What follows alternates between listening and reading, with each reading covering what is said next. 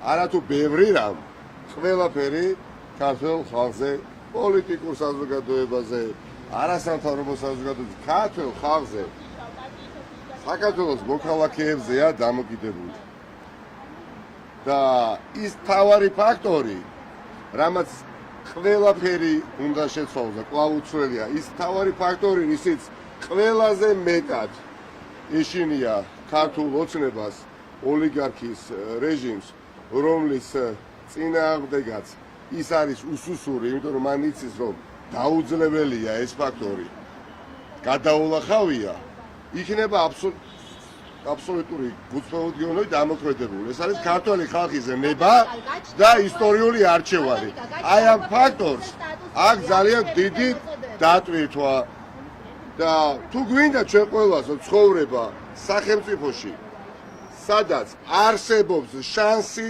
მაინც რომ ვიყოთ თავისუფლები და ჩემთვის თავისუფლება რა არის ჩემთვის თავისუფლება არის შესაძლებლობა გავხდეთ უკეთესები ანუ უკეთესი სახელმწიფო გქონდეს და ამ თავისუფლებას როდესაც ოლიგარქი გარკვევს თან დააქცინის თან გეუბნება რომ ყველაფერი კარგად არის და შენც და ევროპელების და ამერიკელებიც თქვენ ყველანი იტყვილებით და ბიძინა ივანიშვილი არის მაგარი ადამიანი და კაცი ეს რომ არ იყოს რა გვეშველებოდა და დააფასეთ და მეტი არაფერი ესე დაბიო კომენტარები კეთდება და ამით უნდა და ფონს გავიდენ და რაღაცა ფსევდო ურაპატრიოტული ქართული სადგერძელოების რახარუხით ეს არ გაუვა თახდე წინააღმდეგ შემთხვევაში თუ შეიძლება დავასრულებ გავკადრიერდები ართვეთი ქართველი პოლიტიკოსის ქართულ პოლიტიკურ სივრცეში ყოფნის აზრი აღარ იქნება და იკარგება და არც სამოქალაქო საზოგადოების წარმომადგენლებიც არც მედიის წარმომადგენლებიც რა აზრიათ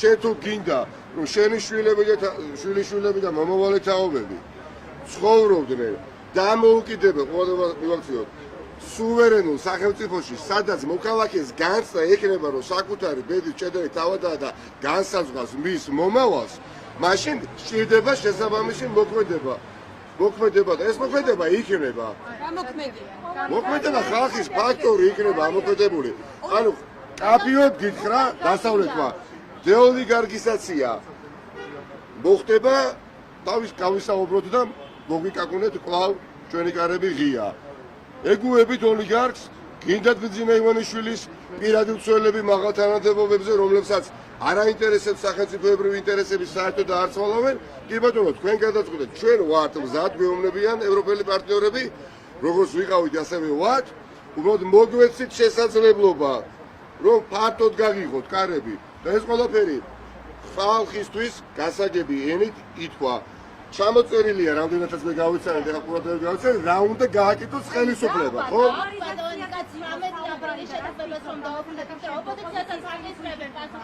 არა ერთი წუთით იქ საუბარი არის დეოლიგარქიზაციაზე რაც მოიცავს ყველაფერს ხო რომ არ არის მედია თავისუფლება არის პოლიტიკური დევნა არ არსებობს ჯანსაღი ეკონომიკა არსებობს ოლიგარქიული ეკონომიკა არსებობს პოლიტიკური პატიმრები არსებობს რიგი პოლიტიკური მომდენო პატიმრების ეს ყველაფერი მოიცავს დეოლიგარქიზაციაში დევს ეს დეოლიგარქიზაცია ნიშნავს ეს პრობლემები ერთ დღეში წყდება და ერთ დღეში იცვლება თორე ამ ხელისუფლებას რესურსი რეფორმების გატარების არ აქვს ხო ამ ხელისუფლებას არ აქვს ნება გაატაროს წარმატებული დემოკრატიული რეფორმები რატომ რეფორმებს თუ გამიტარებ ის ფიქრობს თუ გაგიტარებ სამართლიან არჩევნებს ჩაგიტარებ პოლიტიკურად თუ აღარ გდევნე თუ ეკონომიკა იქნება იმდენად ჯანსაღი რომ ყველა ისარგებლებს მაშინ მე როგორ შევინაჩუნებ მართლისადავეებს ოლიგარქი ფიქრობს ამიტომ ძალიან მიამიტომა ფიქრი იმისა რომ ქართული ხალხის ურყევი ნების გარეშე ოლიგარქი დათმობს თავის ბერკეტებს. ამიტომ არავის არ შეეშინდეს, არავინ არ დაკომპლექსდეს, ქართველი ხალხის ნება არის ურყევი, ამოქმედდება და აიძულებდა, აი აქ უნდა. 17 ვიცი ხომ არის ეს. დღეს არ ვიცი რა განცხადებები გააკეთეს ქართულს ადვილად პროგნოზირებადები იქნებიან დაწუნებული ვარ. ხო, ნუ გასაგებია. დიახ. შესაბამისი პასუხი უნდა გაეცეს დღევანდელი დღიდან, მათ შორის 20 რიცხვში, სადაც მეპირადად შვილთან ერთად მოვდივარ. 7 წლის არის სანდრო, ვის არ გამხდარა, მაგრამ მინდა რომ გახდეს მონაწილე, იყოს ათობით ათას ქართველთან ერთად და იამაყოს იქ ყოფნით წლების შემდეგ. ვინაიდან დარწმუნებული ვარ 20 ივნისი იქნება დღე, რომელიც ძალიან საჭირო იმპულსს მიცემს პოლიტიკურ ცხოვრებას მომდევნო პერიოდში.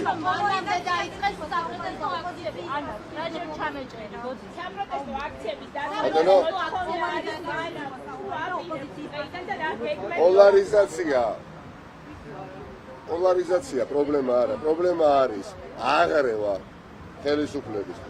პრობლემა არის ის ვერტიკალური მართვა ოლიგარქიული, რომელიც აქვს ქართულ ოცნებას დანერგილი.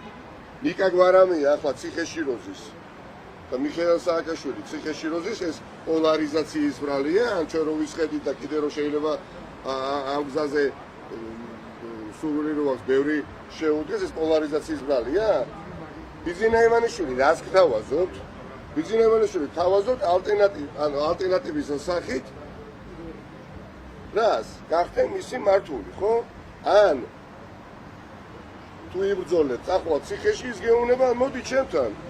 მოდი, ფულსაც მოგცემ. მე ხა ვაკვირდები ადამიანებს გარშემო, არ დაგიმალავ. როგორ გააქრენ და ქრებიან ადამიანები გარშემო, იმიტომ ბიძინა ივანიშვილის თავარი ამოცანა რა არის? რომ ფინანსურადაც საზოგადოებრივ პოლიტიკურ მოძრაობას არ მიეცეს შესაძლებლობა იყოს მყარად, ხო? და გძნობ ადამიანები ვითომაც არაფერი შაშადელი თაოლები ძებიან. ეს არის ოლიგარქიული რეჟიმი, ეს პოლარიზაცია კი არ არის. როდესაც ადამიანს ერთშენიერ დღეს უნდა ხარდაჭერა აღეკვა ოპოზიციისთვის, სამოქალაქო საზოგადოებისთვის და გაქრა. ვითომ ვერ იმჩნევს და ვერ ხედავენ რა ხდება.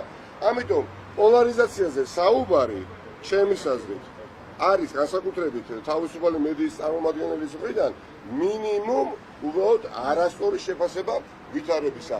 დღეს საქართველოს დგას ნამდვილად გზაგასაყარზე. გინდა საბჭოთა კავშირი. დაწუხებს საბჭოთა კავშირის ტკინვეული ფანტომი დღეს, ხო? თუ გძნობ ამ ყველაფერს, გამოხვალ 20-შიც, გამოხვალ მომდევნო დღეებში და სიმრავლით გავაპროტესტებ და ვაიძულებთ ხელისუფლებას, რომ იმოქმედოს ისე, როგორც უნდა იმოქმედოს. თუ არ გაწუხებს, ეხლა ძალით ვერ გამოგიყვან სახლიდან, ხო? ალბათ.